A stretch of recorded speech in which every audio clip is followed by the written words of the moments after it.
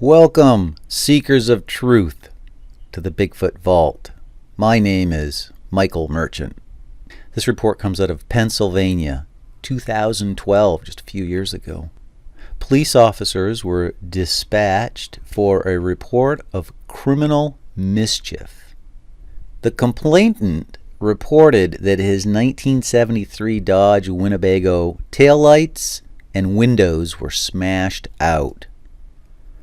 Prior to these incidents, the victim related that he saw a Bigfoot in the area of his motorhome. The actor/Bigfoot is described as very large, brown in color, and walks somewhat hunched over. After seeing the aforementioned Bigfoot, the victim turned on the outside lights to his motorhome. And upon doing so, the Bigfoot began throwing rocks at the light to prevent discovery. The victim was unable to describe whether the Bigfoot was hairy. We'll look at another police report and take note of the underlying tone of ridicule. I believe this report is out of Connecticut. It states North America. The complainant called and reported that the victim had just seen Bigfoot. The complainant stated that the subject was seen by the railroad tracks in the rear of the 9th Street area. The complainant stated that while on the victim's way back into the village of Waterford, she saw a large creature in the area that growled at her. The victim then fled. Officers Norton, Japor dispatched to the area. The officer stated that the victim saw a large hairy creature that she believes to be Bigfoot. Officers reported out in the area looking for the said creature.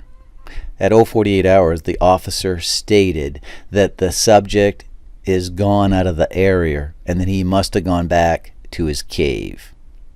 4392 resumed patrol. We'll finish this up with a fairly old report from 1818. The Apalachicola Gazette states that the habituation of some unknown animal has just been discovered in the upper parts of that city, which has given rise to many strange conjectures. The animal at the time of the discovery was in it, but made its escape. It is said by those who saw it to resemble somewhat the baboon, and from the size of the nest it is judged to be 5 feet in height, and of a carnivorous description. As many bones were found about the premise. The nest was nicely made of loose cotton between several bales. What the hell is going on here? A 5-foot-tall baboon? That doesn't really make a lot of sense. And I mean, are people just losing?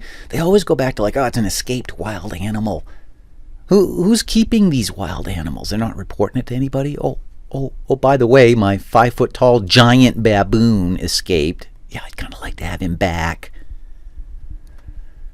They're either described as escaped animals or hermits that somehow or another have now grown shaggy coats of fur like a bear. Very peculiar stories, I think you would agree. There is a running theme of ridicule towards witnesses reporting the truth, reporting what they've experienced. We see it even today, right in the so-called Bigfoot community, amongst, different groups. Usually the groups that, look at me, pay attention to me. They want to crap on everybody. Usually the people that are doing the most whining and complaining and attention seeking have the least to offer. They're not going into the forest. They're not, going outside. It seems to me that there is a tremendous amount of effort directed at ridiculing the people that appear to be getting close to the truth. The people that believe this is a giant ape running around in the forest don't seem to have a target painted on their back. Well, there you have it, guys. As always, thanks for watching.